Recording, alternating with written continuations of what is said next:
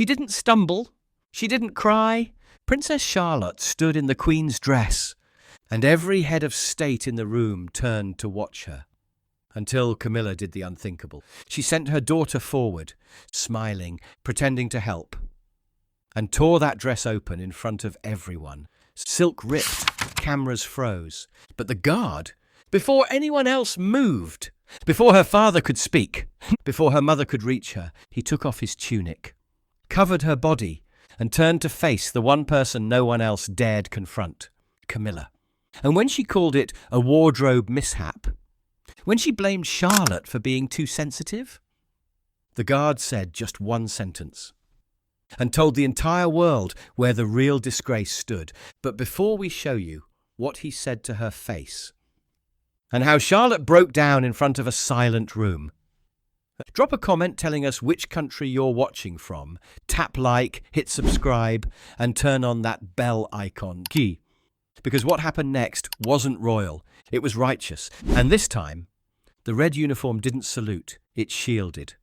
The sun had just begun its descent behind the western towers of Windsor Castle, casting a golden slant across the limestone facade as the red carpet was drawn taut across the state gallery floor. Inside, every chandelier in the gold reception room glimmered at full brilliance. The soft resonance of a string quartet drifted over murmured conversations as foreign dignitaries sipped their champagne and nodded graciously toward the portraits of monarchs past. This was no ordinary diplomatic reception. It was a showcase and a royal exhibition of legacy and continuity, meant to honour the late Queen's lasting influence on education, diplomacy and service. Guests of the highest calibre had arrived in deliberate silence. The President of the United States and First Lady, senior envoys from the European Commission, Prime Ministers from the Commonwealth, generals from NATO, all present not merely for photographs, but to observe the transition of symbolic weight from one generation of British royalty to the next.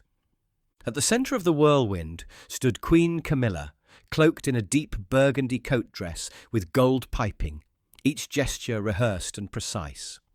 She moved through the room like a chess master, presenting her children and grandchildren to key political guests, painting them with words like pillars of tomorrow and the modern monarchy's public voice. Her smile never wavered. But the performance didn't go unnoticed by the seasoned aides watching from the gallery's edge. "She's overplaying it," one muttered softly to another near the east stair alcove, "trying to outshine the real heirs before they even arrive." Because everyone knew the moment that would define the evening hadn't come yet. It belonged to Princess Charlotte. Scheduled near the midpoint of the event, the 10-year-old was to deliver a short, memorised statement on the Queen's educational initiative. Nothing dramatic, no political tone, just a ceremonial reminder that the future of the monarchy understood its past. But the true anticipation didn't come from the speech. It came from something else entirely. The dress. Designed by the Queen's personal seamstress before her passing, it had been sealed away under archival lock for nearly a year. Ivory silk, gold-threaded embroidery. The faint crestwork of Windsor House stitched so delicately into the hemline that it caught only when the light kissed it. It wasn't just a garment, it was a legacy. And when Charlotte finally entered, walking alongside Prince William and Princess Catherine, the effect was immediate. She moved with quiet certainty, not like a performer, not like a child trying to impress. Her chin was slightly raised, her hands folded gently in front, her movements graceful but unstudied. The dress flowed around her like a whisper from the past. The guests didn't erupt into applause, they simply fell silent. Even President Trump, leaning beside a military attaché, murmured, "That kid's got presence." Not far behind her, in full ceremonial uniform, strode Sergeant Rowan Ainsley, Coldstream Guard, mid-30s. Broad-shouldered, silent, and immovable in scarlet and gold, his tall black bearskin hat steady with each step. His eyes scanned not just the guests, but the side corridors, exits, balcony angles. His job wasn't applause, it was protection. Charlotte passed Camilla without pausing. The Queen Consort turned her head slowly as the girl walked past, a flicker of something unreadable flashing across her face. Her children stood beside her, eyes narrowing in unison. No one spoke, but something small and sharp had shifted. Camilla didn't flinch at first. She watched the room reorient around Charlotte's presence with the kind of practiced stillness that made it easy to forget how carefully she measured everything. Heads turned, conversations quieted. Several guests adjusted their positions, subtly angling for proximity to the young princess. And for a moment, Camilla just stood there, a crystal flute in one hand, lips pressed in what passed for a smile. Then her daughter leaned in. "Well," Laura murmured, tilting her glass, "that shifted quickly, didn't it?" Her brother Tom gave a low chuckle. "From heritage to heir in under 60 seconds. It's a talent." Camilla didn't respond, and not out loud, but her smile flattened just slightly at the corners when the French ambassador's wife passed by without so much as a glance. Moments earlier, that woman had been laughing with her about Cambridge roses. Now her attention had been fully rerouted toward the girl in the Queen's dress. The murmurs swelled like a tide. Not fawning, not theatrical, just reverent. Several guests asked the same quiet question. "Is that the late Queen's pattern?" "It looks like her state embroidery, the details stunning." Camilla's reply came with her eyes only, distant, unreadable, as she turned back toward her own grandchildren. They were standing near the base of the side staircase, shifting uncomfortably, half dressed in stiff formality and half ignored by the people they were meant to impress. She tried redirecting the current. When a Swedish trade envoy drifted near, Camilla placed a light hand on Laura's back and introduced her with polished warmth. "My daughter, a strong force behind the scenes. You'll hear more of her, I imagine." But even as the envoy nodded, his eyes flicked past, toward the girl in white and gold, now being asked, politely, to pose for a photo beside a Canadian cultural delegate. Camilla's fingers tightened slightly around her glass stem. Across the room, Charlotte was quiet, poised, and unaware of the power she held simply by existing. She thanked people softly, curtsied with perfect form, and accepted compliments on the dress with humility. "It was made by Her Majesty's seamstress," she said once, "but it's only a dress." That sentence, simple, uncalculated, landed harder than any curated performance. Even the American press secretary noted to her colleague, "She's got the old Queen's restraint." Rowan Ainsley remained 10 paces behind, impassive, scanning the faces, the spacing between bodies. His gaze caught a flicker of tension by the Eastern refreshment alcove, Laura watching Charlotte like a chess opponent studying a stronger piece. "Everyone's obsessed," Laura muttered under her breath, sharp with envy. "She's not even doing anything." Camilla's lips barely moved. "Hold yourself proudly, shoulders back." "But they're ignoring us." "Then give them a reason not to." Moments later, as Charlotte passed beside the long case clock near the west-facing portrait, Laura drifted into her path. A misstep? Number. Her heel landed directly on the trailing edge of the silk hem. Charlotte stumbled. Not hard, not enough to fall, but enough to hesitate. Enough to tug the fabric, enough to shift heads. "Oh," Laura said lightly. "Sorry, darling." Charlotte gave a quick nod, regaining posture. She said nothing. Rowan took one step forward, slight but intentional. Across the room, William had seen it. His gaze found Rowan's, subtle as a breath. "Watch this closely." President Trump moved through the gallery with surprising ease for a man encircled by protocol.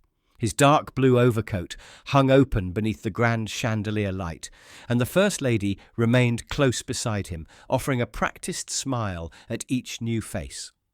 But when they reached Charlotte, both paused with unexpected sincerity. The President dipped his head slightly, enough to show acknowledgement, not enough to lower status. "You remind me of your great-grandmother," he said, voice low, but clear enough to be heard by half the room. "Very strong presence. Very impressive." Charlotte curtsied with perfect timing. "Thank you, sir." Cameras clicked, Journalists shifted in place. The images would be everywhere by morning, and every royal staffer in the room knew it. Camilla stood no more than 15 feet away, locked in conversation with a former Commonwealth Secretary-General, but her eyes had flicked toward the interaction the moment it began. Her smile was tight, calculated. She didn't interrupt, but she didn't look away either. Then Laura moved again. Not carelessly this time. She bumped into Charlotte from the side, not with enough force to cause harm, but enough to cause imbalance. The kind that made a young girl's knees shift, the kind that would fluster most 10-year-olds. But Charlotte didn't fall, because Sergeant Rowan Ainsley caught her with one subtle extension of his arm, gloved hand, gently adjusting her balance, his other palm remaining near his side. No fuss, no spectacle, just a correction. Then he repositioned behind her once more, silent and unreadable. William's eyes were already narrowing from across the room. Catherine had frozen mid-sentence with a guest. She looked directly at Camilla. That was the moment the curtain began to lift.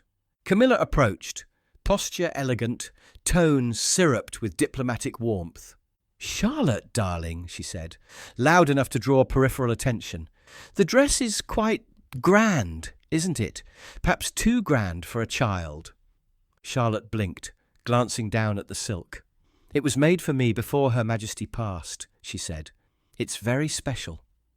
Camilla's expression didn't shift, but the sharpness behind her smile wasn't hidden. "Of course, but special doesn't mean suitable for every stage." Charlotte looked away, lips pursing slightly. She didn't respond, but she understood.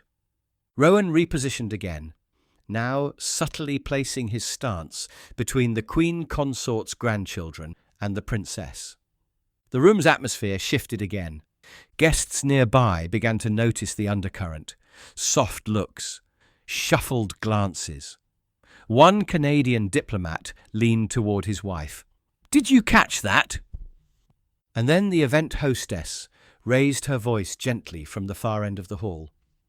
"Ladies and gentlemen, if we could gather near the West Rostrum, the Princess of Wales's daughter will now speak briefly on behalf of the Queen's education legacy. We invite your full attention for just a few short minutes." There was a gentle rustle of motion.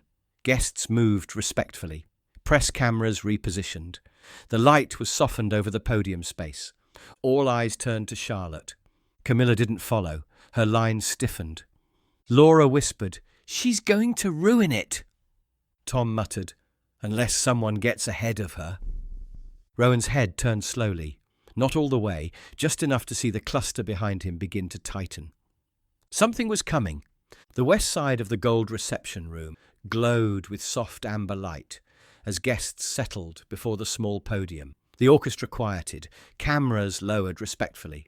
100 conversations tapered into silence as Princess Charlotte stepped forward, her ivory and gold dress catching the chandelier glow like a living echo of the monarchy's past. She took her place behind the lectern, fingers lightly resting on the polished wood.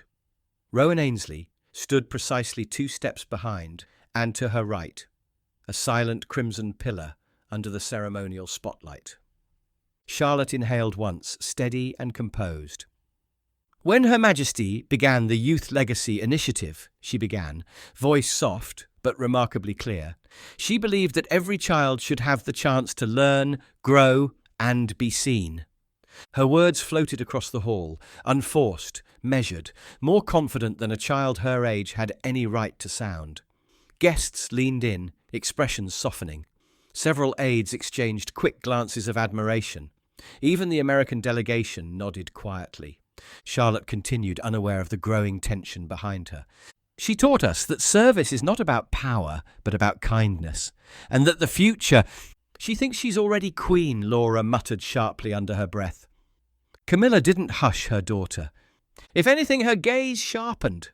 The jealousy that had been simmering all evening finally cracked through her practiced poise. She stepped closer, with a quiet stiffness that only Rowan, ever watchful, registered instantly. Tom, watching from her left, murmured, "Mum, this is embarrassing. Everyone's staring at her, not us." Camilla's lips thinned to a hard, controlled line. Then she snapped, voice low but seething. "Fix the hem! She looks sloppy!" Laura's eyes glinted with something Rowan recognized immediately, the cruel impulse of someone who knew they could act without consequence. Before he could close the distance, Laura stepped forward, hands reaching for the delicate embroidery along Charlotte's side seams. "Let me just—" Charlotte paused mid-sentence, glancing instinctively toward the movement, but she didn't turn. She trusted the adults behind her. She trusted the moment to be safe. Rowan lunged, but he was half a second too late.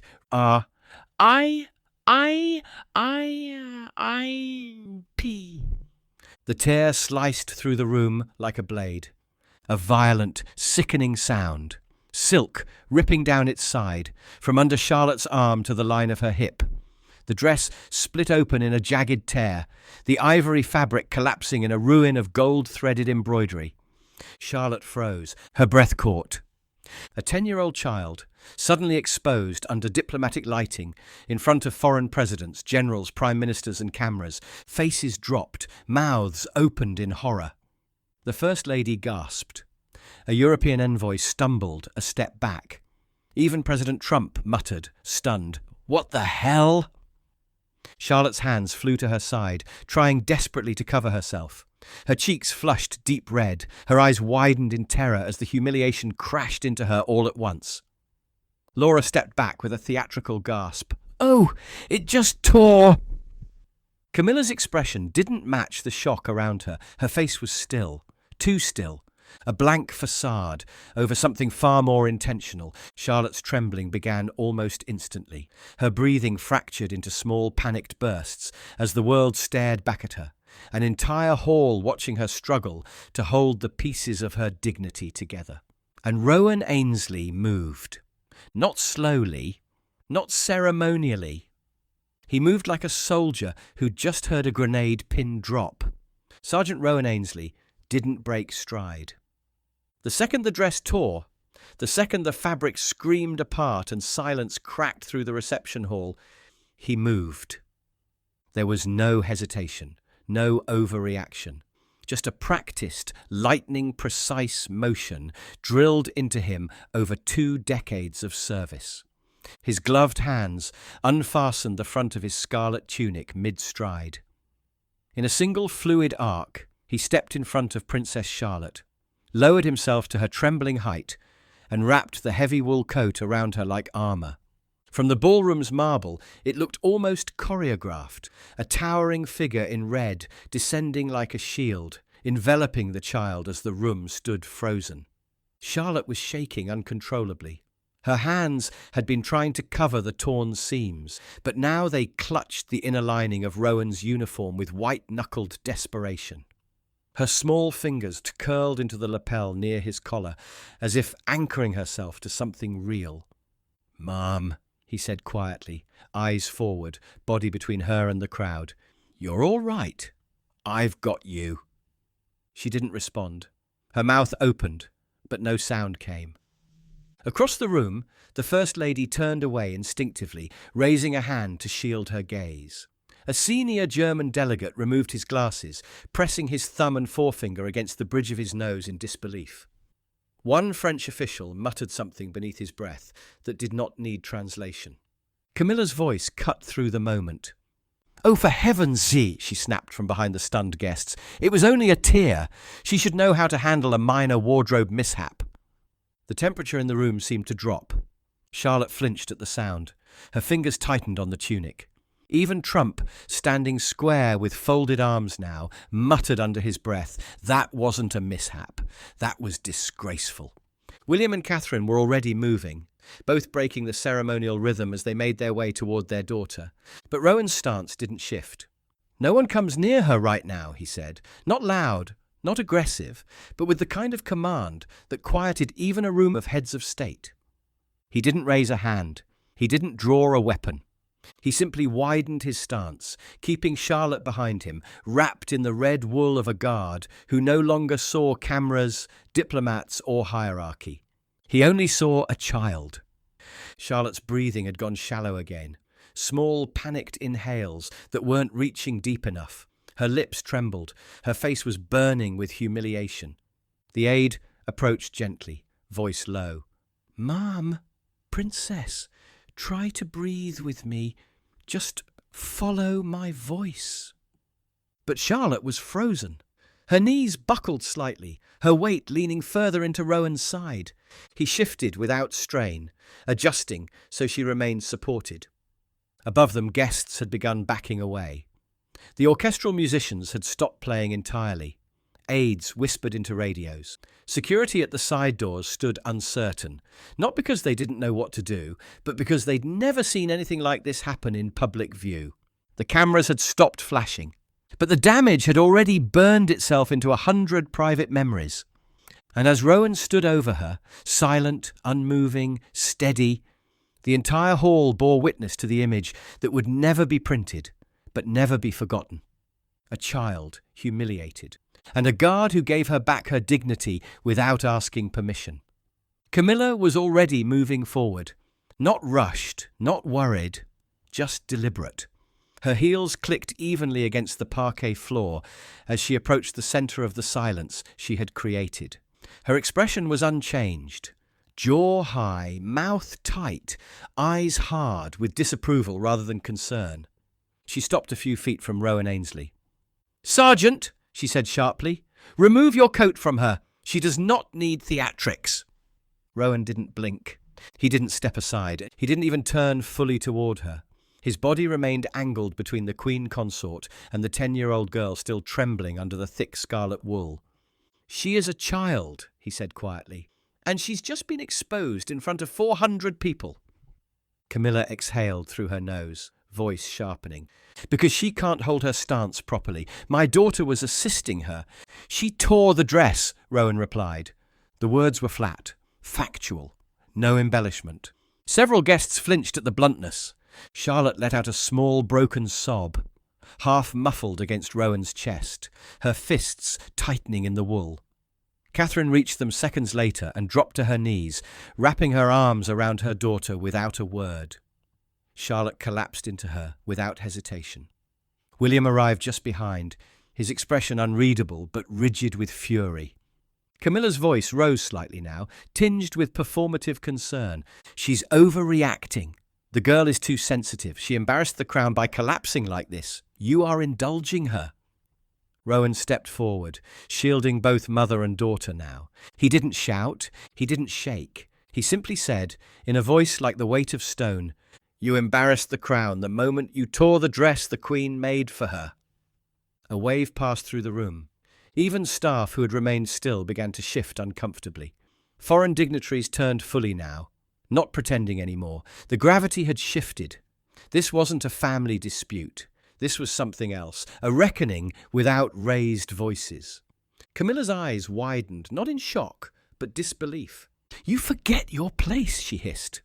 "I know exactly where I'm standing," Rowan said. His voice remained calm, quiet, and unshakable. Camilla looked at Catherine now, still kneeling with Charlotte wrapped in her arms. Her tone twisted sharper. "Take her somewhere private if she can't compose herself. This isn't a nursery." William didn't move. Neither did Catherine. Camilla's gaze darted between them, searching for backup that wasn't coming, not from the aides, not from her children, not from the diplomats who now stood back in collective judgment. And Rowan? He took one deliberate step forward, not aggressive, not hostile, just final. "Ma'am," he said, "step away from the child."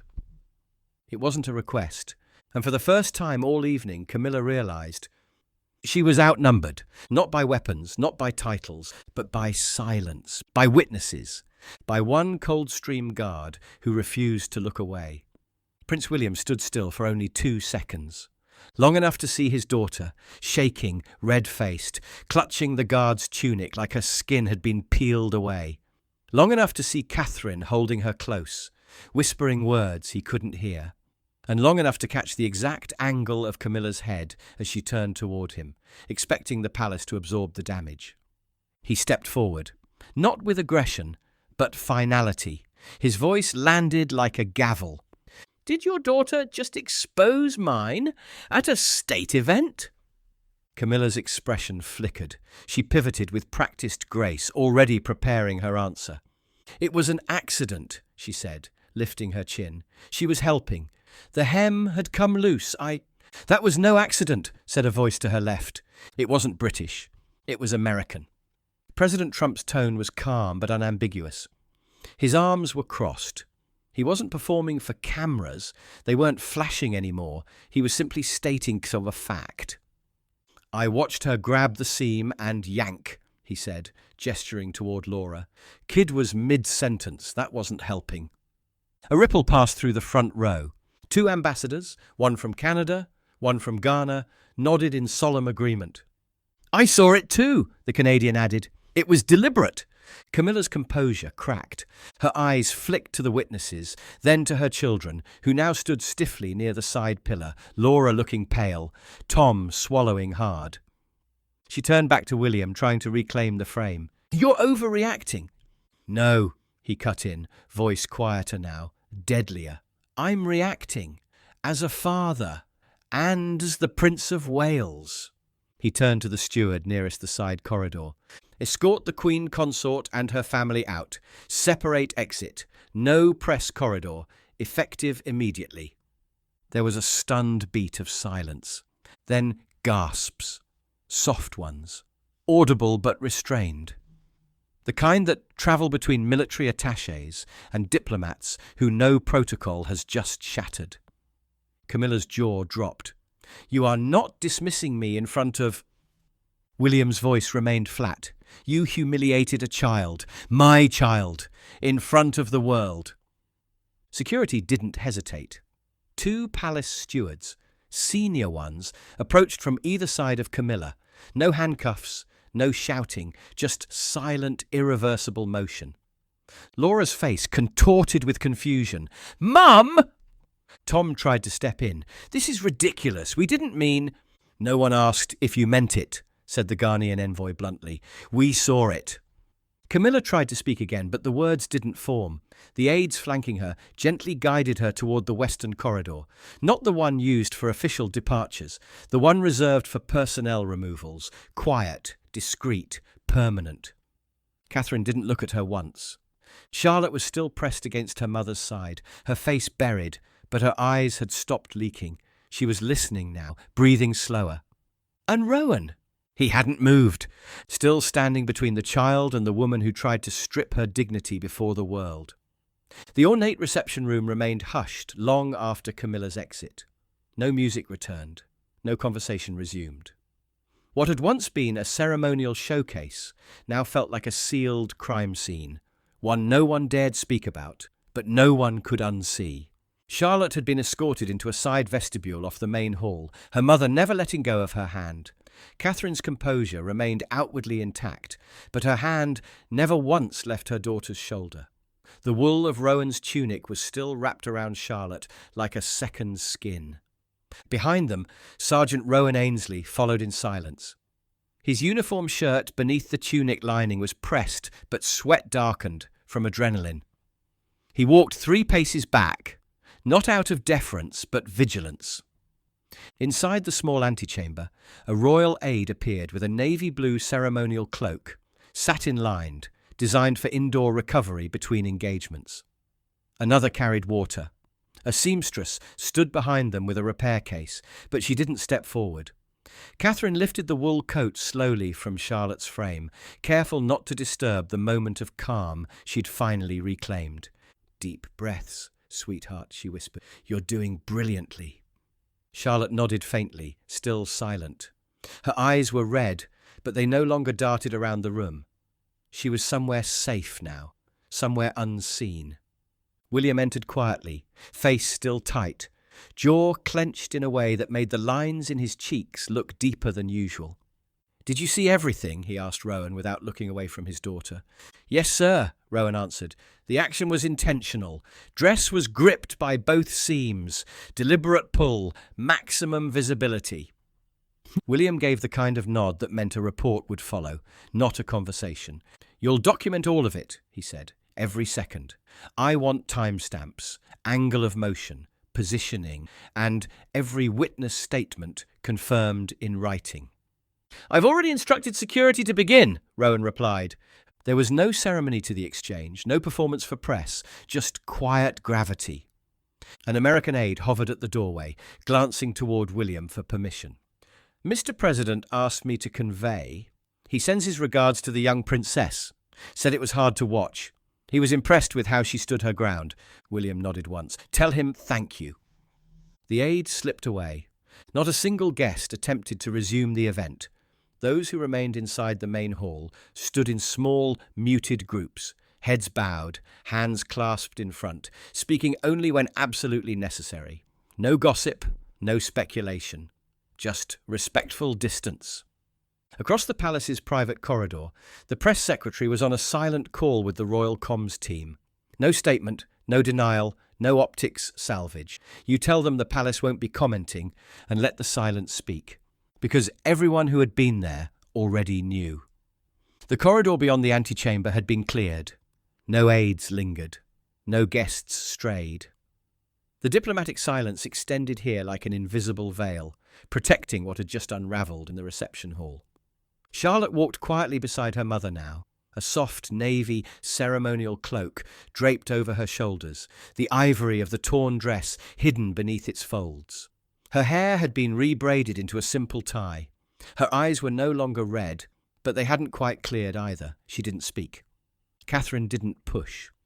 One hand rested gently at the small of her daughter's back, guiding her with the kind of calm that required no words. They passed the marble bust of Queen Victoria, a side window catching late sun, and the long row of Windsor's framed lineage. Charlotte's gaze didn't lift to any of them, until they reached the corridor's exit. Standing at his post, in a fresh tunic, tall bearskin back in place, posture restored, was Sergeant Rowan Ainsley. He didn't look tired. He looked exactly as he had earlier that evening, composed, unmoving, and alert. But something behind his eyes had shifted, something almost imperceptible, a softness made heavier by restraint. Charlotte paused.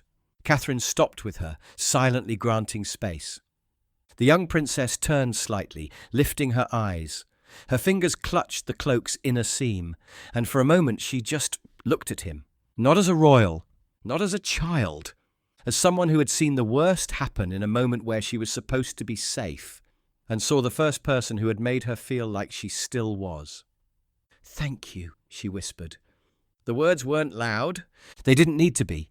Rowan's face didn't move, but he gave a small nod, precise, respectful. His voice, when it came, was barely above a breath. "Always, ma'am." Catherine met his eyes briefly. A mother's look. No flourish, no performative gratitude, just a quiet, sharp flash of something deeper than protocol could frame. And then they moved on. Behind them, two aides were already repositioning access teams. William had instructed earlier that Camilla's route into any children's space inside the castle be restricted indefinitely. The internal directive would be sealed within the palace system. Charlotte would never know the full details, but she didn't need to. What she had seen, what she had felt, would stay with her longer than any file. She had been humiliated. She had been exposed. But then someone had stood between her and the shame, and didn't flinch. By nightfall, the door Camilla had used to enter the gold reception room was sealed from both sides. Not locked, sealed. Two senior stewards had reclassified the entry corridor as restricted for maintenance rerouting, a quiet phrase that meant something very different inside Windsor. It would no longer be used for guest receptions, child escorts, or high-clearance family movement. No announcement, no drama, just a closed path and no explanation. Camilla's name didn't reappear on the palace itinerary for the rest of the week. No updates were issued to the press. No correction, no defence, because no one was asking. Inside the operations annex, a royal scribe updated the event log for archival entry. The line was short and technical. Entry 086-B, custodial protection breach, child exposed by proximate third party, tunic coverage applied, removal enacted, witness corroboration pending. At the bottom, a margin note in William's hand read, Immediate commendation review for Coldstream Sergeant Ainsley. Response decisive. Reputational risk averted.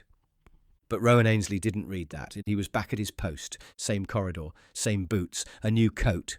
The previous one, and the one Charlotte had clung to, had been taken by uniform services for deep cleaning, not restoration, just quiet preservation. Someone, somewhere, had already suggested it be retired. He stood in silence as the night deepened. The string quartet had packed their instruments. The remaining guests had exited without press. The last foreign convoy had departed through the south gates, and then he heard it. Soft steps, smaller than a soldier's. No rustle of cloak this time, just smooth, clean footfalls against polished stone. Charlotte. She walked beside Catherine again, this time with her posture upright. Her hands were folded in front of her. No cloak now, just a simple navy day dress and a steady pace. Her eyes no longer darted. They didn't search the room. They already knew what they'd find. She passed him, then stopped. Just for a moment, she looked up. Rowan didn't move, didn't speak. He didn't offer salute, or words, or ceremony. He simply met her gaze with the same stillness he'd offered all evening. The kind that said, without needing to say it, "You are not wrong to be afraid, and you are not alone." Charlotte gave a faint nod. The kind too small to teach in finishing school, but too real to miss. Then she walked on. Behind her, the corridor Camilla had used earlier remained darkened. No one passed through. No orders were issued to reopen it. Because sometimes the institution doesn't offer consequences. It simply refuses to look back. And tonight? It had already decided who stood with the crown. Was the royal guard right to step in front of Charlotte, even if it meant defying a Queen Consort? Should a child's dignity ever be sacrificed for the sake of royal optics? And after what you just witnessed, who do you believe truly represented the crown? Drop your thoughts in the comments. We read every single one. Tap like if this story moved you. Hit subscribe and turn on the bell so you never miss a new Royal Guard story. We post every single day. And share this video with someone who still believes protocol should never come before protection. While you're here, pick the next story that just popped up on your screen. We'll see you tomorrow, same time, same place, with a brand new story.